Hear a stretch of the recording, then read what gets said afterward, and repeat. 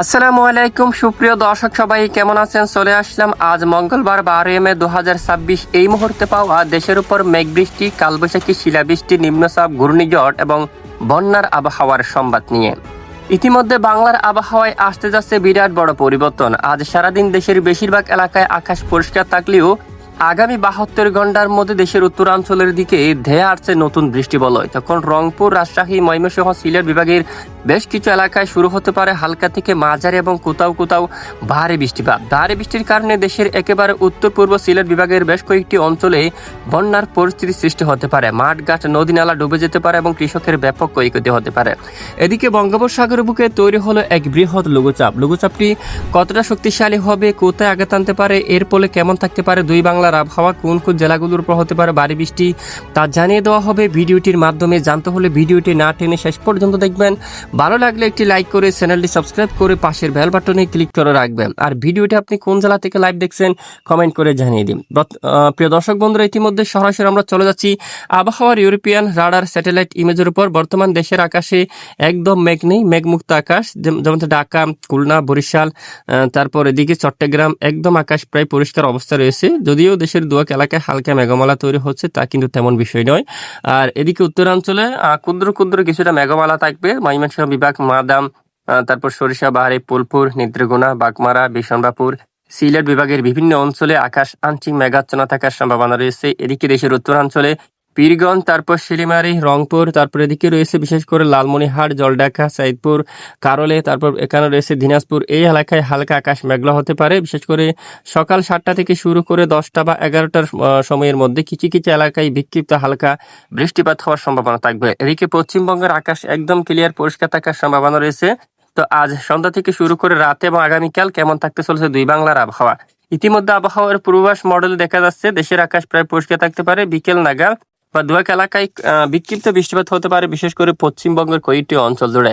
বাংলাদেশের উত্তরাঞ্চলের আকাশে প্রায় পরিষ্কার থাকার সম্ভাবনা রয়েছে। রংপুর, রাজশাহী, ময়মনসিংহ, সিলেট আকাশ একদম ক্লিয়ার হয়ে যাওয়ার সম্ভাবনা দেখা যাচ্ছে, পরিষ্কার হওয়ার। আর এখানে দেশের মধ্য অঞ্চল, মেহেরপুর, যশোর, ঢাকা, তারপর এখানে ব্রাহ্মণবাড়িয়া, কুমিল্লা, ত্রিপুরা রাজ্যের আকাশও আজ একদম পরিষ্কার থাকার সম্ভাবনা রয়েছে। খুলনা, বরিশাল ও চট্টগ্রাম বিভাগের বেশিরভাগ এলাকায় আকাশ পরিষ্কার থাকতে পারে, কোথাও মেঘ বৃষ্টির সম্ভাবনা নেই আজ। এছাড়া পশ্চিমবঙ্গের এখানে বিক্ষিপ্ত দুয়েক এলাকায় বৃষ্টিপাত হতে পারে। আগামীকাল বুধবার 13 মে থেকে আবহাওয়ায় আসতে পারে নতুন বড় পরিবর্তন। তখন রাজশাহী বিভাগের বিভিন্ন জেলায় নালহাটি, তারপর রয়েছে কাতুয়া, শিউরি, ধুমকা, তারপর এখানে মালদা, তারপর রয়েছে শিবগঞ্জ, এখানে রয়েছে বিশেষ করে মহাদেবপুর, বালুরঘাট, ঘোড়ারঘাট, দিনাজপুর, ঠাকুরগাঁও, পঞ্চগড় এই অঞ্চলে, রংপুর, তারপর লালমনিরহাট এই এলাকাগুলোর উপর বিক্ষিপ্ত আকারে বজ্র সহ বৃষ্টিপাত হওয়ার প্রবল সম্ভাবনা দেখা যাচ্ছে। এদিকে দেখুন, বিশেষ করে ঢাকা বিভাগের উত্তরাঞ্চলে সিরাজগঞ্জ, সিংড়া, বগুড়া, সরিষাবাড়ি, ঘোড়ারঘাট, বালুরঘাট, মহাদেবপুর, মালদা, তারপর দুলিয়াম, নালহাটি এই এলাকার দিকে বুধবার 13 মে সকাল থেকে শুরু করে দুপুরের আগেই ব্যাপক বজ্রসহ বৃষ্টিপাত হওয়ার সম্ভাবনা এবং কিছু এলাকায় বজ্রপাতের ঝুঁকি থাকবে প্রচন্ড আকারে, তাই আগাম সতর্কতা অবলম্বন করবেন।